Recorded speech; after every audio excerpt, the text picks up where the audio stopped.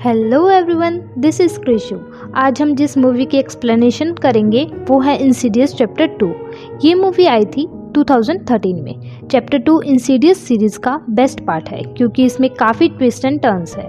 तो अगर आपने चैप्टर 1 की एक्सप्लेनेशन नहीं देखी है तो वो आपको डिस्क्रिप्शन में मिल जाएगी। इंसीडियस चैप्टर 1 के लास्ट में हमने देखा था कि एक बूढ़ी औरत की आत्मा जोश की बॉडी में आ जाती है और एलिस को मार देती है और रेनाए को भी पता लग जाता है कि अब वो आत्मा वापस आ चुकी है। मूवी यहीं ख़त्म हो जाती है। चैप्टर 2 की स्टार्टिंग में 1986 का सीन दिखाया जाता है जब जोश काफ़ी छोटा था और पैरानॉर्मल इन्वेस्टिगेटर एलिस उनके घर आती है। जोश की मदर लोरेन एलिस को वो सारी पिक्चर्स दिखाती है जिसमें एक वेडिंग ड्रेस वाली डीमन सोल भी उसके साथ कैप्चर हुई थी। एलिस को पता चलता है कि जोश के पास एक ऐसी एबिलिटी है जिसकी वजह से वो मरे हुए लोगों की दुनिया में जा सकता है और इसी कारण वो डीमन सोल उसे पोजेस करने के लिए उसके पीछे पड़ जाती है। लोरेन और एलिस जोश की जान बचाने के लिए इस इंसिडेंट से रिलेटेड सारी मेमोरीज और इस एबिलिटी को हिप्नोटिज्म की मदद से उसके दिमाग से रिमूव कर देते हैं। इसके बाद हमें 25 साल यानी प्रेजेंट का सीन दिखाया जाता है। यहाँ पुलिस एलिस के मर्डर के बारे में रेनाए से इन्वेस्टिगेशन कर रही होती है।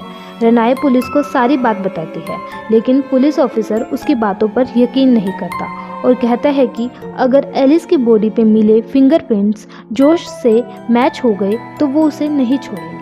फिर जोश अपनी फैमिली के साथ अपनी मदर के घर में शिफ्ट हो जाता है बट रेनाए को वहाँ भी कुछ चीज़ें फील होती हैं। म्यूज़िक प्लेयर अपने आप बजने लगता है, उसकी छोटी बेटी किसी से डर कर रोने लगती है और अपने आप ही नीचे गिर जाती है। ये सारी बातें रेनाए जोश को बताती है लेकिन वो उस पर यकीन नहीं करता। फिर हमें दिखाया जाता है कि एलिस के साथी यानी पैरानॉर्मल इन्वेस्टिगेटर एलिस के घर जाते हैं और वहाँ एक रूम का गेट अपने आप खुल जाता है। वो वहाँ जाते हैं तो उन्हें ईयर 1986 की एक टेप मिलती है। ये वही टेप होती है जिसे एलिस ने जोश की इन्वेस्टिगेशन के दौरान बनाया था। इस टेप में वो दोनों नोटिस करते हैं कि जोश के पीछे कोई खड़ा है जिससे वो बातें कर रहा था। फिर अगले दिन डेल्टन नींद में लोरेन को कहता है कि उसके पीछे कोई है और लोरेन को भी अपने घर में एक वाइट ड्रेस वाली औरत नजर आती है और वो डर जाती है और वो जोश को बताती है लेकिन जोश उसकी बात का भी यकीन नहीं करता। नेक्स्ट मॉर्निंग डोल्टन रेनाए को बताता है कि मैंने एक बहुत बुरा सपना देखा जिसमें एक वाइट ड्रेस वाली औरत लोरेन के पीछे खड़ी थी और वो बताता है कि जोश भी अकेले में किसी से बातें करता रहता है। इन सब चीज़ों को लेकर डोल्टन काफ़ी डरा हुआ था। रेनाए उसे कहती है कि फिक्र मत करो, जल्द ही सब नॉर्मल हो जाएगा। फिर रेनाए के पास पुलिस की कॉल आती है और वो बताते हैं कि जोश और मर्डर स्पॉट से मिले फिंगरप्रिंट्स मैच नहीं करते। तभी वहाँ अजीब चीज़ें होने लगती है और रेनाए को भी वो वाइट ड्रेस वाली औरत नजर आती है और उसकी बेटी के रूम से आवाज़ें आने लगती है। वो भाग कर वहाँ जाती है लेकिन तभी कोई अंदर से गेट लॉक कर लेता है। काफ़ी कोशिशों के बाद रेनाए अंदर चली जाती है और देखती है कि उसकी बेटी वहाँ नहीं है और एक बार फिर से दूसरे रूम से भयानक आवाज़ें आने लगती है और वहाँ वो औरत रेनाए पर अटैक कर देती है और रेनाए बेहोश हो जाती है। लोरेन एलिस के पार्टनर कार्ल से मिलने जाती है। वो भी एक पैरानॉर्मल इन्वेस्टिगेटर होते हैं। वो कहती है कि अभी भी उनके घर में वो डेमन सोल है और उसकी फैमिली को खतरा है। फिर कार्ल डाइस की हेल्प से एलिस की स्पिरिट के साथ कांटेक्ट करने की ट्राई करते हैं। एलिस की सोल उन्हें उस हॉस्पिटल में भेजती है जहां लोरेन कभी काम किया करती थी, पर अभी वो हॉस्पिटल काफ़ी टाइम से बंद था। वहां जाते वक्त उसे एक इंसिडेंट याद आता है जब एक पार्कर नाम का पेशेंट वहां एडमिट था जो कि नेचर वाइज बहुत अजीब था क्योंकि एक दिन अचानक उसने जोश पर अटैक किया था और कुछ दिनों बाद वही पेशेंट लोरेन को हॉस्पिटल की लिफ्ट में नजर आता है।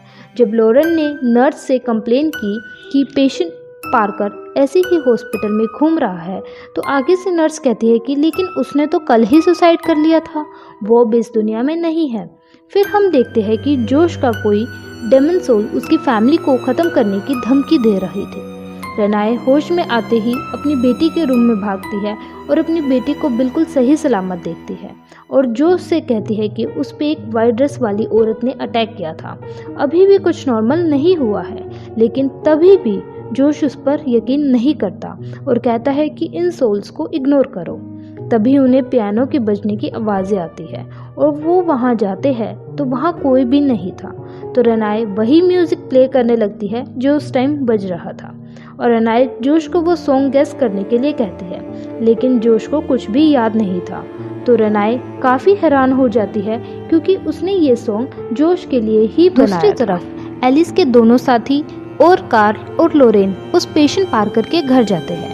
जब एलिस के दोनों साथी ऊपर के रूम में जाते हैं तो वो एक बच्चे का रूम था और वहाँ सारे टॉयज गर्ल्स के थे, लेकिन पार्कर तो लड़का था। तभी उन्हें वहाँ एक छोटी बच्ची का घोस्ट नजर आता है जो उन्हें कहती है कि चले जाओ यहाँ से, वरना मजबूरन मुझे तुम्हें मारना पड़ेगा। वो दोनों डरकर वहाँ से चले जाते हैं और यहाँ डेल्टन अचानक नींद से जाग जाता है और फिर उसे एक बच्ची का सोल नजर आता है जो बहुत डरी हुई थी और उससे हेल्प मांगती है, लेकिन तभी वहाँ काफ़ी सारे डेमन सोल आके डेल्टन पे अटैक करने लगते हैं। डेल्टन खुद को बचाने की कोशिश करता है, तभी वहाँ पर रेनाए आकर उसे रिलैक्स करती है। पार्कर के घर में लोरेन को बड़ी सी पिक्चर नजर आती है जिसमें वही सेम वाइट ड्रेस वाली औरत थी एक बच्ची के साथ, जिसे उन दोनों ने ऊपर के रूम में देखा था। तभी कोई डेमन सोल लोरेन पे झूमर गिराकर अटैक करती है, लेकिन एलिस का फ्रेंड उसे बचा लेता है और तब इन लोगों को रियलाइज होता है कि उनको यहाँ एलिस के सोल ने नहीं बल्कि वो वाइट ड्रेस वाली औरत के सोल ने बुलाया है। फिर उन्हें वहाँ एक सीक्रेट रूम मिलता है जहाँ 15 लाशें थी और एक ब्लैक वेडिंग ड्रेस और एक बॉक्स में काफ़ी पुराने न्यूज़पेपर मिलते हैं, जिससे कार्ल को पता चलता है कि पार्कर ये ब्लैक वेडिंग ड्रेस पहनकर यंग फीमेल्स को मारता था और ये सब काम उसकी मरी हुई माँ का सोल करवाता था। और यहाँ हमें पता लगता है कि जोश के पीछे जो ब्लैक ड्रेस वाली सोल बचपन से लगी हुई थी वो कोई और नहीं पार्कर का ही सोल था। और कार्ल को ये भी पता लगता है कि जोश को पार्कर ने ही पोजेस किया है।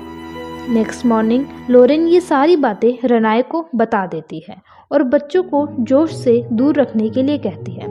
दूसरी तरफ कार्ल और एलिस के साथी जोश के घर जाते हैं ताकि वो जोश की बॉडी से पार्कर के सोल को निकाल सके, लेकिन वो इस मिशन में कामयाब नहीं हो पाते और पार्कर इन तीनों को बंदी बना लेता है। और तभी लोरेन को टेक्स्ट आता है कि अब सब कंट्रोल में है और वो रेनाए के साथ घर जाती है, लेकिन वहाँ जोश लोरेन को अलमीरा में बंद कर देता है और रेनाए को मारने ही वाला होता है। तभी डेल्टन पीछे से जोश के सिर पर बैट मारता है और रेनाए अपने बच्चों को लेकर स्टोर रूम में भाग जाती है। तभी मरे हुए लोगों की दुनिया में एक भूत जोश को कुछ कह रहा होता है, लेकिन जोश को कुछ भी सुनाई और दिखाई नहीं देता क्योंकि वो अभी जिंदा था। फिर वो भूत जोश के पुराने घर की ओर इशारा करता है जहाँ एक भूत खड़ा था जो चैप्टर 1 में रेनाए को दिखता था, और फिर वो भूत घर के अंदर चला जाता है। ये देखकर जोश भी भागकर अपने घर के गेट पर नॉक करता है। ये वही वक्त था जब चैप्टर 1 में जोश के घर के मेन गेट पर रात को नॉक हुआ था। रियल दुनिया के जोश ने जब नीचे आकर चेक किया था तो मरी हुई दुनिया का जोश उसे अंदर देखकर समझ जाता है कि उसी ने गेट पर नॉक किया था। असल में जोश की आत्मा मरी हुई दुनिया में फंसी हुई थी। जोश अपनी बेटी को बचाने के लिए गेट खोलकर अंदर जाता है और उस भूत से लड़ता है। आपको याद होगा चैप्टर 1 में रेनाए को अपनी बेटी के रूम में कोई आदमी नजर आया था। ये वही सीन था। दूसरी तरफ मरे हुए लोगों की दुनिया में जोश की सोल एलिस और कार्ल के साथ पार्कर के घर जाते हैं और वहाँ पर ये लोग पार्कर का बचपन देखते हैं जहाँ उसकी मदर उसे टॉर्चर करती है और लड़की बनकर रहने पर मजबूर करती है और वो उसे हमेशा लड़की बनाकर ही रखती थी। तभी पार्कर की मदर उन तीनों को देख लेती है और उन लोगों पर अटैक कर देती है। दूसरी तरफ डेल्टन रेनाए को कहता है कि वो मरे हुए लोगों की दुनिया में जाएगा और जोश को बचाकर वहां से वापस लाएगा, और फिर डेल्टन सो जाता है और दूसरी दुनिया में चला जाता है। फिर हमें दिखाया जाता है कि जोश की बॉडी को पार्कर ने पूरी तरह पोजेस कर लिया था। मरी हुई दुनिया में पार्कर की मदर जोश को मारने वाली होती है और रियल वर्ल्ड में अपने बेटे पार्कर से डेल्टन को मरवाने वाली होती है। तभी एलिस वहां आकर पार्कर की मदर पर अटैक करती है और जोश को बचाती है और वो उसे इतना मारती है कि वो कमज़ोर हो जाती है और इसी कारण रियल वर्ल्ड में भी पार्कर भी बेहोश हो जाता है। रेनाए वहां पहुंचकर डेल्टन को बचाती है। अब मरी हुई दुनिया में एलिस जोश और कार्ल से कहती है तुम्हें अब रियल वर्ल्ड में जाना होगा क्योंकि तुम अभी जिंदा हो।